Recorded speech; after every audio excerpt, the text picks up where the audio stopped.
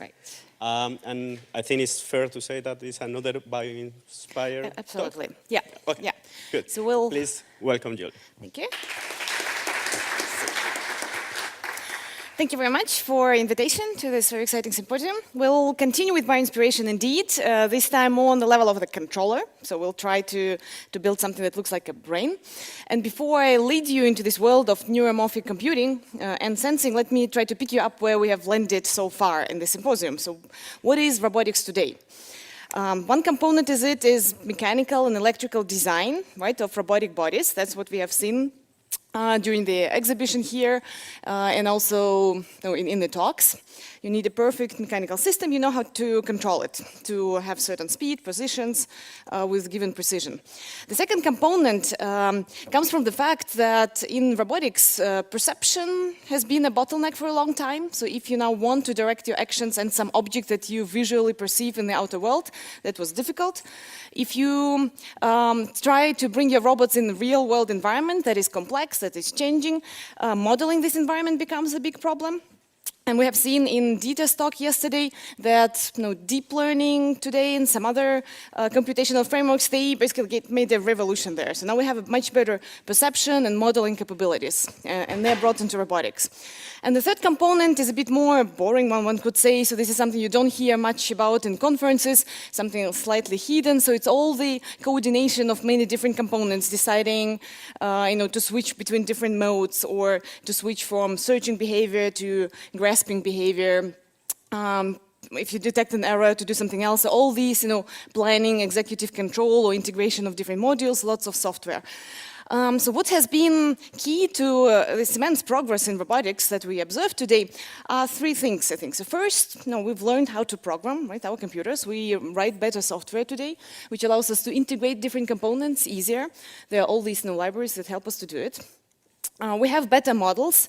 Probabilistic approach has done a lot of useful breakthroughs there, and deep learning nowadays. They help us to have better models of objects in the world, of environments that can be used in robotics. We are not quite solved everything. Something like learning from experience is still lacking. This online learning, like the robot, after deployment, it can learn something later. We are not there yet. So all these models, they have to be trained in advance. And the third component, which is very important, is the computing power. So this component enabled the whole AI revolution that we observe today. All the deep learning, big five, they all relied on so-called Moore's law. And Moore's law is about increasing computing power of our computers over the last few decades. Right, so this line shows you the performance. There's a similar curve that shows you how many transistors can we squeeze in a single processor. And it had very nice exponential trend. Every 2 years, this number doubled, which is a huge growth, right, if you have it over many years. What one can observe that at some point in 2000s, this growth started slowing down. And currently, in the last few years, it basically stagnates. We cannot make these transistors smaller. Some companies like Intel try to make a 7mm large transistor, right? It's like 70 atoms, that's pretty small. You can get the feeling, they cannot get much smaller. They do experiment with 5nm and 3nm transistors, but they really approach the physical limitations of how small can we make those transistors. It won't get any smaller, we won't squeeze more transistors in a single processor. Of course, there are solutions, and the current solution in these last years is parallelization, using big server farms, using GPU, TPU, what's not. However, all the systems, they still suffer on so-called von Neumann bottleneck, and I'll talk a little bit more about it in the next slide. In short, the von Neumann bottleneck is the bottleneck between your processor and the memory. So all these systems, how parallel they are, they need to go back and forth in memory, and that wastes a lot of power, mainly. And this is a scary number that some people estimated that 10% of world power consumption is going into computing. It's basically going in all this AI, training neural networks, maybe doing some Bitcoin computation as well. But 10% is a lot. And we are just in the beginning, right, of our AI revolution. We want to have Internet of Things. We want to have robots in every day household. We want them to do smart things like perception and deep learning. Where is it going? So the question that some people ask themselves, is the current computing paradigm the only possible one? And it's definitely a very strongly dominating one. right? So all the computers nowadays, they follow the same computing approach, like the same idea. And the idea goes all the way back to Turing and to Turing machine. I don't know if you know what the Turing machine is. It's like this abstract concept. I think only a mathematician could come up with it. You have a band on which you can put symbols, very simple, so maybe only zeros and ones. And you have a computing head that can read a symbol. Depending on which symbol it read, can manipulate it in some way and go somewhere else and manipulate the symbol there. It's a little computing device. So what Turing has done is that he has proven that with this Turing machine, you can compute any problem that is computable. And this has driven the computing technology since then until today. So every Mac or IBM Linux machine has these properties. First, we have sequential processing. We do one operation at a time. The processor does one operation at a time, going all the way back to how the Turing machine works. It's clocked, so you have a clock running at very high rate nowadays, gigahertz. But still, if you need to process something fast once in a while, you have to have your clock running fast all the time. You have the separation of memory, your band on which you write symbols, and processor. So you have to traverse this von Neumann memory bottleneck. We use digital representations, which is a good idea because it makes your computation robust and reproducible, all fine.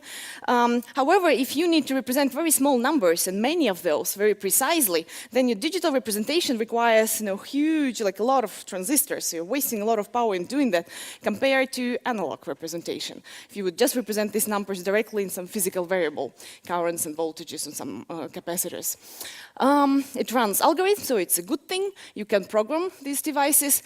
Usually these programs really have to define all the inputs and outputs very precisely. So that's what computers expect today. So what about the alternative? So this is the computing paradigm used today everywhere. The alternative is, of course, bioinspiration, right? Neural system. So let's have a look at the properties of the neuronal system, as we know it in the brain. So I guess you know, brain consists of these neurons. They connect to each other with synapses, and they do some computation. So first thing, they're massively parallel. You have massive amount of inputs coming in. It's similar to what we have in the robot. If you have a camera, if you have many sensors, the inputs come in at the same time, and your processing goes in this massively parallel fashion. It's event-driven. So the neurons communicate with each other with spikes. So they integrate the inputs, and only if input reaches some threshold, then something is communicated to other neurons. Otherwise, they are silent. So there's no clock running all the time. If there's nothing to compute, the system is silent, not doing anything. If there's something to compute here and there, then there's only some events sent around locally. It's asynchronous in that sense. Memory and processor are one and the same thing. So as you know, neuronal networks, their memory is in synapses, in connections, in weights, and the same thing does the processing. As your inputs go through the network, the weights do the processing, right? They multiply your inputs, and then they are summed in the neurons. They are very adaptive. All the connections change all the time.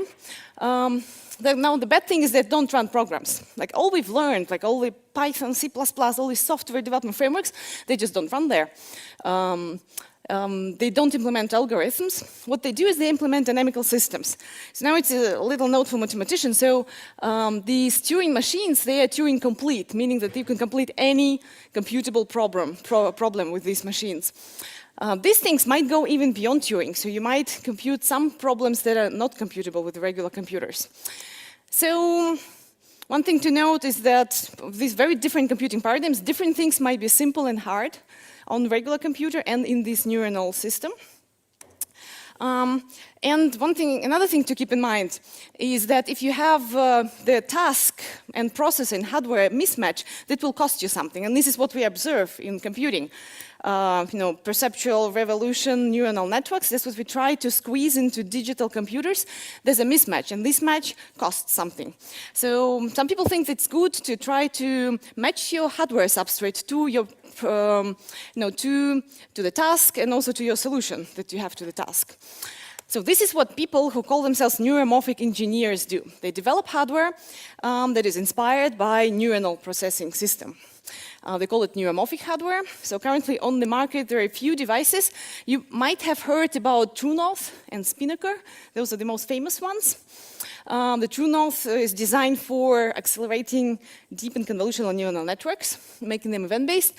Spinnaker is the optimized arrangement of ARM core processors for spiking event-based network implementation. And there's another one, it's very recent, it's just from last year, Loihi, a research device from Intel that also does the same. So what brings them together is that they use digital technology to realize these artificial neurons and synapses between them. Which is easier to realize. That's why the companies can do that. Still brings some advantages, but some disadvantages. I'll go a little bit in detail in the next slide. There are other people, they are mostly in research labs at the universities. They go one step more crazy. So the companies don't want to go that crazy, but at the university you can afford it. And they use analog circuits in order to implement dynamics of individual neurons and synapses. And I'll show you what this analog component brings to you. So there's one system in Stanford, one in Zurich, one in Heidelberg. And more or less that's it. So there's not too many more systems out there. So all these devices, they inherit some of these nice properties of biological neuronal systems. They're inherently parallel, so they implement a bunch of neurons and they process input in parallel. They're event-based or asynchronous. There's usually no clock running. Every neuron does its little computation and then sends an event or spike to other connected neurons when the summed activation from inputs reaches some threshold. You have this collocation of memory and processing, and they're adaptive. Okay, so let's have a slightly deeper look at analog or digital neuromorphic hardware. So that's like the purpose of the slides. And these are also the devices that we use or have developed here in Zurich. So if you have an analog mixed signal device, typically you would have a very small device because remember it's built in at the university on some public money. So usually the devices are not too big. You have 256 artificial neurons in a device. If you compare it with a deep neural network, it's really, really tiny. You have all-to-all connectivity, which you can use to create some network. You have plastic synapses, so you can have some on-chip learning. It's a very old process, 180 nanometer, it's like 90s, like university design again, but it's ultra low power. So what analog design brings you is that you bring your power consumption of the device, if all neurons are firing and spiking below 1 milliwatt, or around 1 milliwatt of power consumption. So whatever you manage to implement, what kind of controller or processing system, if it's on this device, then your computing will consume 1 milliwatt of power.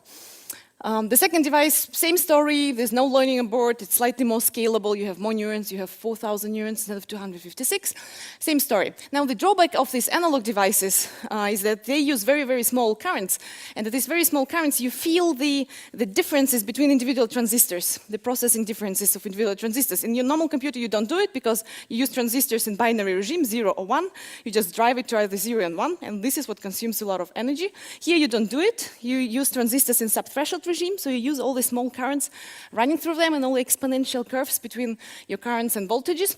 But in that way, you feel the difference between every transistor, so you have a mismatch. Now you have two neurons, you configure them in exactly the same way, but their firing rate will differ 20%.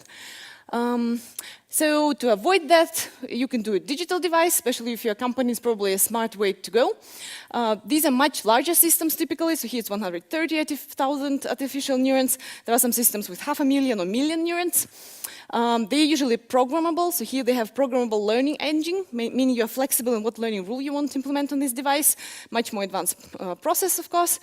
They're also low power, but not 2 orders of magnitude more power consumption that you would get with analog, but still much lower power consumption that you get with GPU or TPU or any other solution, and they're also scalable. So the big question is, now we have these devices, they're ready to use, you can plug them into your robot and just run, but the big question is how to program them. So what does it mean to program this device? If you look inside the device, so what it consists of is a bunch of neurons, so these little triangles over there, I lost my pointer, 256 neurons, and then connectivity matrices, the synapses, all the squares. In the device that I have been using in the lab, half of these synapses or weights, they are non-plastic, I just set them. So by setting these synapses, I create my program basically. And half of them can be plastic. So these neurons, I can tell, synapses, I can tell, they should have some learning rule, going up or down depending on activity of the pre- and postsynaptic neuron. And I'll come to that in a second. So, digital communication spikes, analog circuits, and programming means wiring up and setting parameters. By doing that, I kind of create a big dynamical system, right, of my neurons connected by synapses in some way, my sensors, my motors, the environment. So the whole program will be just the one dynamical system that I design. So how to program them, right, the question. And of course, if I would just ask, I know show the answer, right? The first thing we will shall I use deep learning? And one could, and many people do. And it does bring something. If you use these devices for deep learning, you have asynchronous processing, event-based processing, you have low power implementation. It does bring your power consumption for inference down. However, we all know that there are some limitations, right, in today's machine learning, deep convolutional, and all the other neuronal networks. And since in this paradigm we've redefined the whole computing framework and computing paradigm, why not try to do it right, and not just follow the current hype and trend? So the limitations, right, they're not transparent. Now you have this bag of weights, you train them, and then you don't really know why your system has 98% performance and not 95 or 100. You cannot look inside. You cannot reuse these representations for anything else. You have to retrain the whole thing new, even if you add one single object. So this is a known drawback of the systems. It's not easy to learn post-training. Usually you train your network and then you use it for the rest of your life, right? It's not easy just to learn later a little bit something else. So maybe not the best for the robotics in the real world applications. There's no learning from experience. So learning, right, is data feeding to your network, and you have to prepare this data very carefully, right? You have to make sure the distribution of whichever parameters in your data is exactly what you expect at deployment time. You have to mix this data nicely, so you don't present 100 images of cats and then 100 images of dogs, right? You mix it all nicely so that you don't overfit, you don't have catastrophic forgetting. So you massage your data for weeks and weeks. So it's all about collecting your data, and then to call the rest that happens learning is almost an insult to learning, right? Yeah, so there's no learning from experience. It's really just data processing tool, which is very powerful.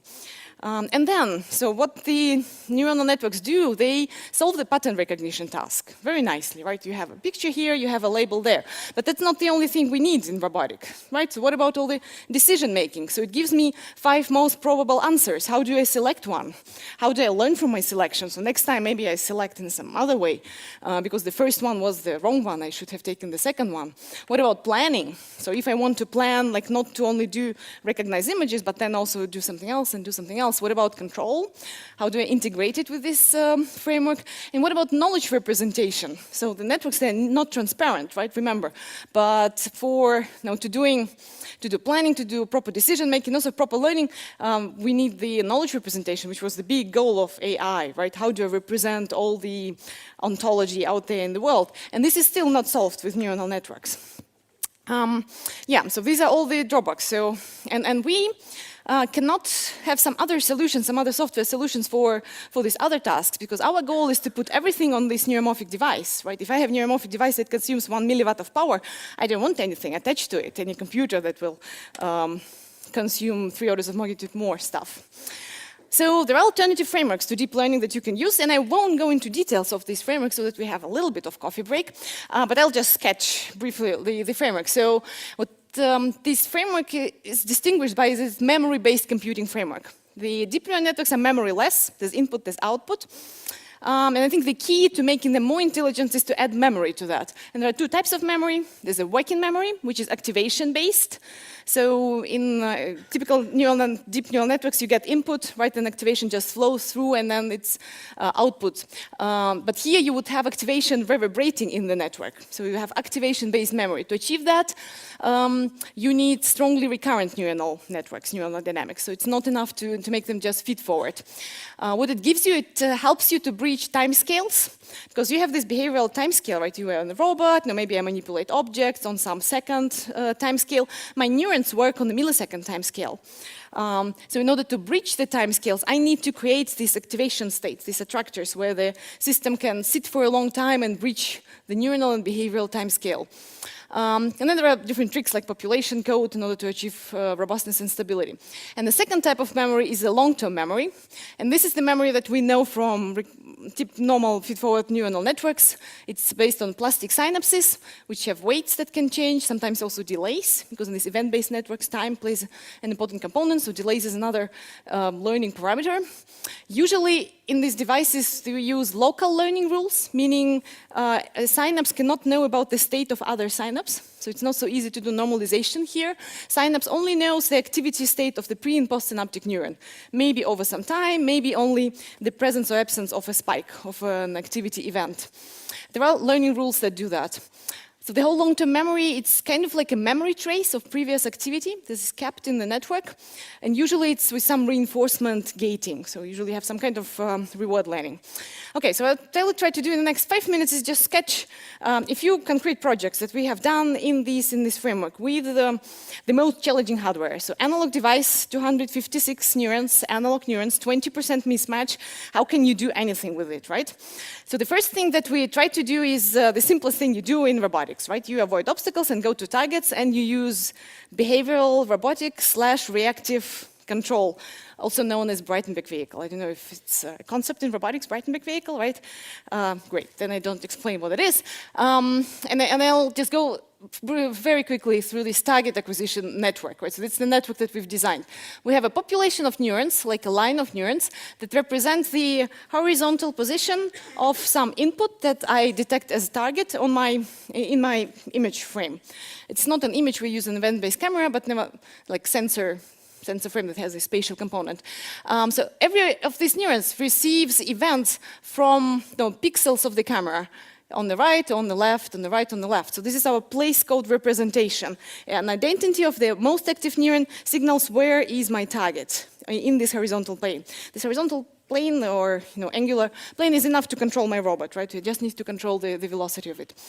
Then I have another layer of a network with recurrent connections. This layer creates these memory states. Right? So if I have found my target, but then maybe I do obstacle avoidance, which I do at the same time, and I lose it from sight. So I want to have a memory of the target. So that's why I have this network with recurrent connections that create these activity memory states once in a while. Then I have two populations of neurons, which are my motor neurons. Like one makes the robot turn right, another one makes the robot turn left. They inhibit each other so that you don't go right and left at the same time. Then you have different connection weights. If my target is farther away, then I turn faster to it. If it's closer to the midline, I don't turn so fast. I control my speed. For instance, if I see an obstacle, then I inhibit my speed population, so I slow down. And also because of this event-based camera, if I turn, I get more events just because I'm turning. So if I detect that I'm turning with my gyroscope, then I inhibit this population and then don't detect too many events. So it's like, you can see the logic behind. I create this connectivity matrix that corresponds to obstacle avoidance and target acquisition. Looks something like this. Blue dots are negative synapses, red dots are positive synapses. There are my 100 neurons, I think, here and there, spiky neurons and so on. I put it on a chip. I put it in my little robotic vehicle, and now there are a bunch of simplifications, of course, right? I don't do any smart visual processing. I just use this event-based camera to detect the obstacles. I use a blinking laser pointer to detect the target, and I always have in mind, I can always replace it with some convolutional neural network. So the main message here is that it works, right? This is the kind of input that my network gets. Pretty noisy, pretty chaotic. This is how this input looks on the chip, right? So there's a lot of noise events coming from some other inputs that look like target. This is my memory layer that has selected a single target and keeps track of it over time. And now these drives the activity of my turning populations, make the robot turn. So I think this is the best example to see. We have created this closed-loop dynamical system with our neurons. Now, okay. Shall I accelerate? I'll try. Now, remember we have this memory representation of the target. If I turn away, it doesn't make sense to keep this memory of the target in the image coordinates frame, right? Because I have turned away, my image coordinate has moved in the world. I have to do coordinate transformation to some angular allocentric reference frame. Usually, if I'm on a computer, this coordinate frame transformation would be easy. It's just A minus B, I get my allocentric target. Now, remember, we are on this neuromorphic chip. We don't have a minus operation. We represent our values in these activity peaks in neuronal populations. I have my thing, right? So the fact that these neurons are active, that represents my value 10 degrees or 5 degrees. How do I do minus operation there? So people have found circuit in some brain areas that does the minus operation. So if you have this representation of my heading direction, this is representation of target in my retinal frame. There's a little two-dimensional area of neurons. Now I connect them in a particular way so that I get A minus B here.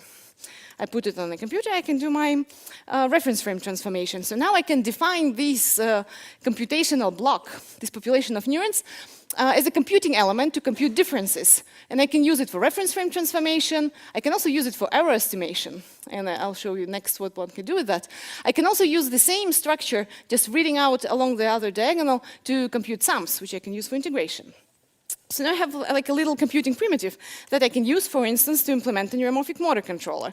So very simple case, we have a little vehicle, we control it 1 degree of freedom, just rotating on the spot. We still have 100 neurons, analog noisy, that's why the simplicity, so you'll have to forgive me for that. So we have some command that sets the goal speed for this robot. I have 5 goal speeds that I can represent with 5 neurons that I have here to enable the whole architecture. So I want the robot to rotate with the speed number 4. My IMU, however, measures speed number 1. I have this difference computing array that computes the difference, it's plus 3. I have another difference or sum computing array that either sums this 3 to my current motor command, which is 1. Right, so I have like an efference copy of my current motor command, it's 1. So I will either sum or subtract 3 from this 1, depending on whether my error was positive or negative. If the error is positive, then my sum will be inhibited. I will only compute the difference. If my error is negative, then the difference will be inhibited, I'll compute the sum. So I compute now the new value of the motor command and I send it to the robot. It's like a little PI controller implemented with these spiky neurons. Now, this little elements is the proxy for something like an inverse model, which is of course very simple in this one-dimensional case. So here I have representation of my commands. So there will be command number 4 here. Here I have my motor neurons. So activity of these neurons drives the motors. And the blue lines are the plastic synapses that I will update when my controller will converge on the error 0. So if the controller has converged, I will trigger learning in the synapses and I will learn for future which motor command to use if I need to go with speed 4. And I will just do that immediately. If at some point later I try to do that, but now my controller tells me the error is not 0 anymore, it's 2, then I ignore my inverse model and I let the controller take the control and I converge to the value again. So again, by wiring up these neurons, I create a dynamical system that allows me to both reach the desired value and also to update my inverse model. And it just, again, shows that it works. So I can set different speeds to the robot, ramping up or down, and I can also learn. And the controller with only 5 states is, of course, very, very coarse, right? So we overshoot when we go up, but then we converge. And when we converge, we learn, right? So these blue lines show the moment when we learn, and then we stop the controller and we just test the learning. So has the chip or the system has learned the inverse mapping, and it has, because then it immediately goes to the correct speed, 1, 2, 3, 4, 5. Yeah, so basically the message, it works. Now, scaling the whole thing up is not quite trivial, because now we have to solve the problem that people have solved with convolutional neural networks for vision. How to find an efficient representation of high-dimensional mappings that you require for more serious motor control. And we are working with some brute force reinforced recurrent neural networks, radial basis function networks, or relational networks. So we are not there yet, but almost. So what I have shown you were a few building blocks out of many that we have built so far. So first we can have simple reactive behavior generation, reactive controllers. We can do some operations, for instance, reference frame transformations, which is a key computing element. We have a whole project that I, of course, didn't talk about here on simultaneous localization and mapping on chip, and we can do now all components of it. We can do path integration for orientation and for 2D location. We can learn a map, we can unlearn a map, we can represent sequences of places, we can estimate error if we have a loop closure event and use it to calibrate our path integration for the future, all on the chip, not with 256 analog neurons, but with 100,000 digital neurons, but still, and we can do adaptive motor control. So, to conclude, if we want to search for this new framework to do computing, in particular for embodied control, and we commit to using these neuromorphic devices, then we have to admit that lots of structure is needed to control behavior with neurons. You cannot just rely that you will take your bag of neurons, train it, and it will do the job. You need some structure to represent relevant states. You need some dynamics to stabilize these states and decisions that you make there. You need some adaptive couplings between state quantities and states. You need error estimation mechanisms and mechanisms for correcting errors. You need lots of tricks to make it work in analog hardware. But if you do that, then learning can actually be very simple. You don't need all this backpropagating of gradients and long optimization anymore.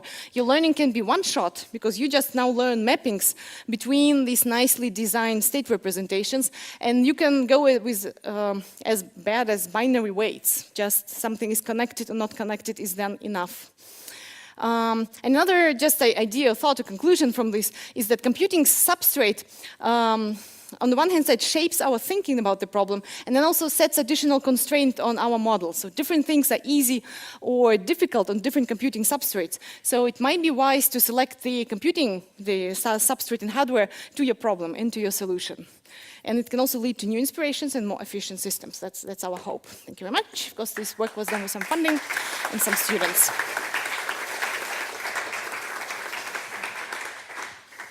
Thank you, Julia. Any questions? Oh.